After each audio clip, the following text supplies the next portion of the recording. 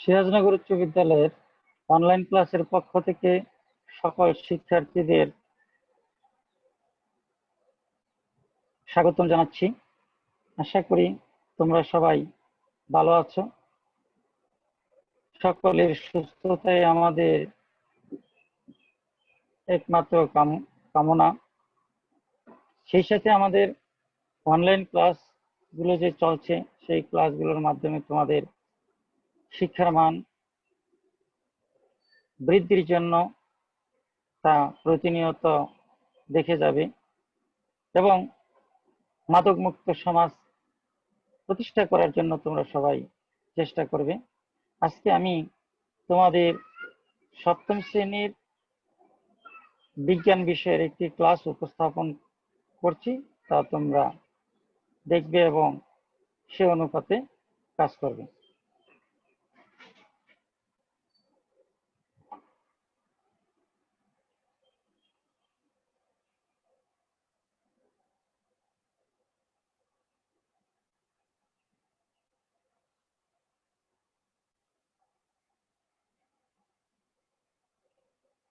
স্বাগতম সবাইকে আজকের ক্লাসে।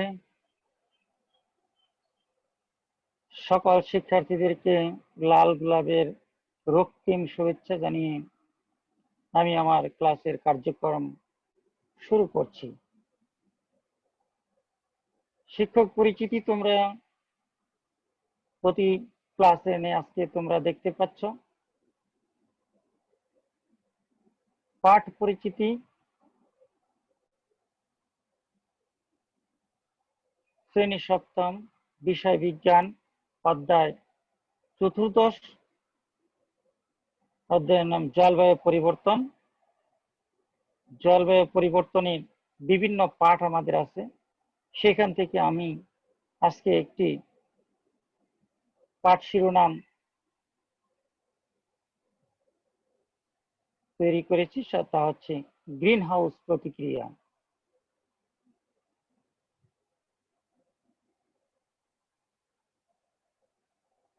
শিখন ফল, শিক্ষার্থী বন্ধুগণ গ্রিন হাউস কাকে বলে তা জানতে পারবে। গ্রিন হাউস প্রভাব ও গ্যাস কাকে বলে তা বলতে পারবে। গ্রিন হাউস গ্যাসের উৎস ও কারণ জানতে পারবে। গ্রিন হাউস প্রভাবের প্রতিক্রিয়া ও নিয়ন্ত্রণের উপায় ব্যাখ্যা করতে পারবে।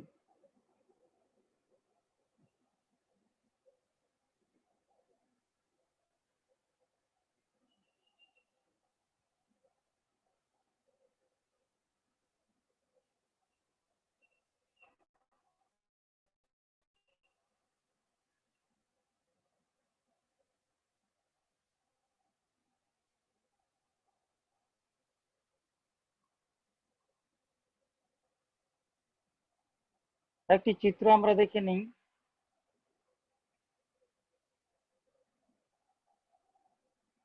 এখানে আমরা একটি চিত্র দেখতে পাচ্ছি, যে একটি কাচের তৈরি ঘর এবং সবুজ গাছপালা দ্বারা আচ্ছাদিত একটি জায়গা। তাহলে আমরা এখান থেকে জেনে নিতে পারি যে গ্রিন হাউস কি। নিয়ন্ত্রিত উত্তাপ ও আর্দ্রতায় ফুল, ফল, শাকসবজি ইত্যাদি চাষের জন্য শীত প্রধান দেশে যে স্বচ্ছ কাচের ঘর ব্যবহৃত হয় তাকে গ্রিন হাউস বলে।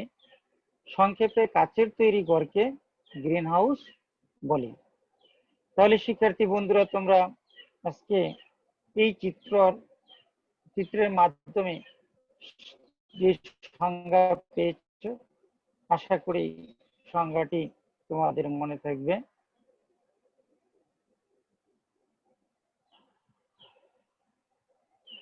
আরেকটি চিত্র আমরা দেখি। এখানে আমরা দেখতে পাচ্ছি যে ইট ভাটা থেকে ধোঁয়া নির্গত হচ্ছে। এখানে আমরা দেখতে পাচ্ছি যে একজন লোক কুঠারের মাধ্যমে একটি গাছ কেটে ফেলছে।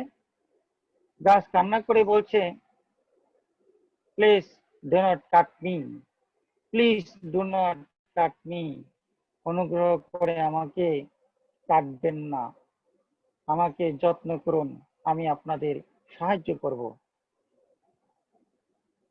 গ্রিন হাউস প্রভাব কি আমরা এই চিত্রগুলোর মাধ্যমে দেখতে পাচ্ছি। যে সকল কারণে পৃথিবীর গড় তাপমাত্রা বেড়ে যায় তাকে গ্রিন হাউস প্রভাব বলে। তাহলে গ্রিন হাউস প্রভাবটা কি? আমরা সংজ্ঞায় বলতে পারি যে সকল কারণে পৃথিবীর গড় তাপমাত্রা বেড়ে যায় তাকে গ্রিন হাউস প্রভাব বলে। এখানে আরো কিছু চিত্র তোমরা দেখো, গ্রিন হাউস যে চিত্রগুলোর মাধ্যমে প্রভাব বিস্তার করে থাকে। এখানে ইটভাটা এবং গাছের গাড়ির পুরানো ধোঁয়া আমরা এখানে দেখতে পাচ্ছি। আরেকটি চিত্রের মাধ্যমে বাংলাদেশের চিরাচরিত নিয়ম অনুযায়ী মানুষ এর যে জনাকীর্ণ অবস্থান এবং সেই সাথে গাড়ির ধোঁয়া নির্গত হচ্ছে, এখান থেকে আমরা বুঝতে পারি যে গ্রিন হাউস গ্যাসের উৎসগুলো কি বা কিভাবে প্রভাব বিস্তার করে। তাহলে দেখো এই চিত্রগুলো তাহলে কিসের? আমরা যে চিত্রগুলো দেখলাম, তাহলে আমরা এখানে সহজ ভাষায় বলতে পারি যে এটা হচ্ছে কি গ্রিন হাউস গ্যাসের উৎস। গ্রিন হাউস গ্যাসের উৎস, এখানে দেখো গ্রিন হাউস গ্যাসের উৎস এসে গেছে।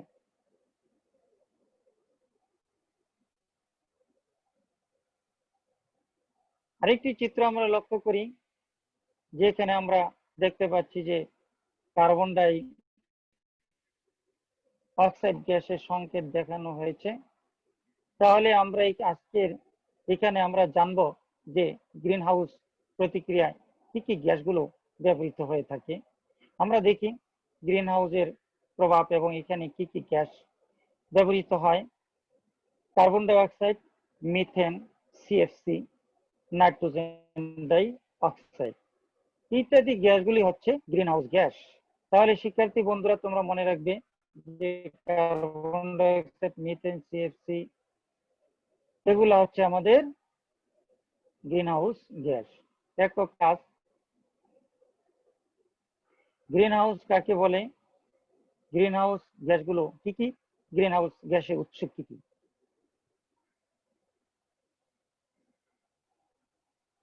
গ্রিন হাউস প্রভাবের প্রতিক্রিয়া। গ্রিন হাউস প্রভাবের প্রতিক্রিয়া, দেখো গ্রিন হাউস গ্যাসের মাধ্যমে আমাদের পরিবেশে কি প্রভাব তৈরি হয়েছে এবং ভূপৃষ্ঠের উপরে আমরা গ্রিন হাউসের প্রভাব কিভাবে অবলোকন করছি। দেখো আমাদের ভূপৃষ্ঠের তাপমাত্রা বেড়ে গিয়েছে, এখানে ভূপৃষ্ঠের তাপমাত্রা বেড়ে গিয়েছে আমরা গ্রিন হাউস প্রভাবের মাধ্যমে দেখতে পাচ্ছি। এখানে দেখো তোমাদের আমার প্রশ্নের এই উত্তরের সাথে মিলে গেছে, ভূপৃষ্ঠের তাপমাত্রা বেড়ে যাওয়া গ্রিন হাউস প্রভাবের ফলে ভূপৃষ্ঠের তাপমাত্রা বেড়ে যায়। সমুদ্র পৃষ্ঠের বিভিন্ন জায়গায় উচ্চতা বেড়ে যায় ফলে নিম্নাঞ্চলের বিভিন্ন জায়গায় তোমার প্লাবন সৃষ্টি এবং নিম্নাঞ্চল পানিতে তলিয়ে যায়। গ্রিন হাউস গ্যাসের প্রভাবে আমাদের ওজোন স্তর, আমাদের ওজোন স্তর থেকে কি হয়, ওজোন স্তরের ক্ষয়প্রাপ্ত হয়। ওজোন স্তর ক্ষয়প্রাপ্ত হয়, ওজোন স্তর ক্ষয়প্রাপ্ত হয়ে সূর্যের অতি বেগুনি রশ্মি দ্বারা, ওজোন স্তর ক্ষয়প্রাপ্ত হয়ে সূর্যের অতি বেগুনি রশ্মি দ্বারা পৃথিবীতে প্রবেশ করে মারাত্মক ক্ষতি সাধন করে থাকে। তাহলে আমরা আরো জানতে পারলাম যে ওজোন স্তর, গ্রিন হাউস প্রভাবের ফলে ওজোন স্তর ক্ষয়প্রাপ্ত হয়ে সূর্যের অতি বেগুনি রশ্মি পৃথিবীতে প্রবেশ করে তা মারাত্মক ক্ষতি সাধন করে। তাহলে দেখো তোমরা কি ক্ষতিগুলো আমরা এখানে দেখতে পাচ্ছি, বিভিন্ন চিত্রের মাধ্যমে ক্ষতির দৃশ্যগুলো এখানে দেখানো হয়েছে। দেখো এখানে একটি গরু দেখা গিয়েছে, যে মাঠ, এখানে ঘাস শূন্য মাঠ, সবুজের অভয়ারণ্য বলতে নেই, গরু শুকিয়ে কাঠঠোকরা হয়ে গেছে, মানুষটির সে একই অবস্থা, খাদ্যের অভাবে সে দুর্বল হয়ে পড়েছে।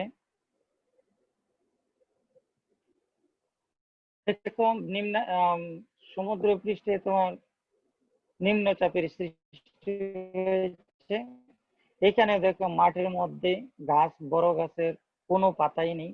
তাহলে এগুলো বিভিন্ন প্রভাব সৃষ্টি করে থাকে গ্রিন হাউস প্রক্রিয়া।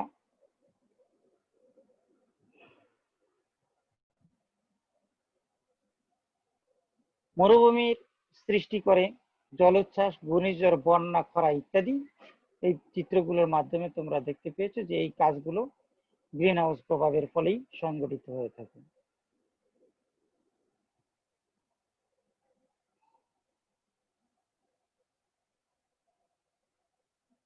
নিয়ন্ত্রণের উপায় কিভাবে আমরা গ্রিন হাউস প্রভাব নিয়ন্ত্রণ করতে পারি? ব্যাপক হারে গাছ লাগিয়ে পরিবেশের ভারসাম্য রক্ষা করতে হবে। ইটের ভাটায় গাছের পরিবর্তে প্রাকৃতিক গ্যাস ব্যবহার করতে হবে। মোটর গাড়ি, কলকারখানার ধোঁয়া, ফিল্টার বায়ুমণ্ডলে নির্গত ধোঁয়া ফিল্টার করে বায়ুমণ্ডলে ছাড়তে হবে। জনসংখ্যা বৃদ্ধির হার রোধ করতে হবে।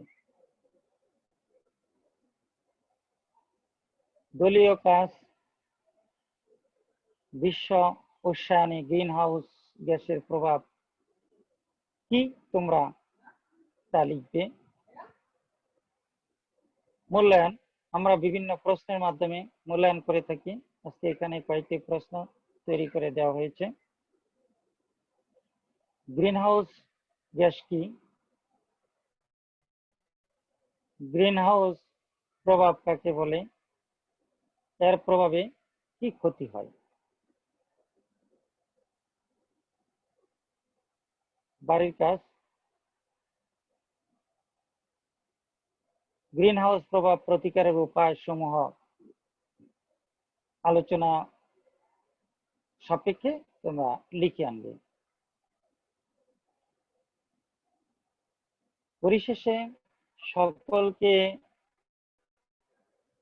ধন্যবাদ জানিয়ে, সকলের সুস্বাস্থ্য কামনা করে অনলাইন ক্লাসের সফল হোক সেই আশাবাদ ব্যক্ত করে আমি শেষ করছি। ধন্যবাদ সবাইকে।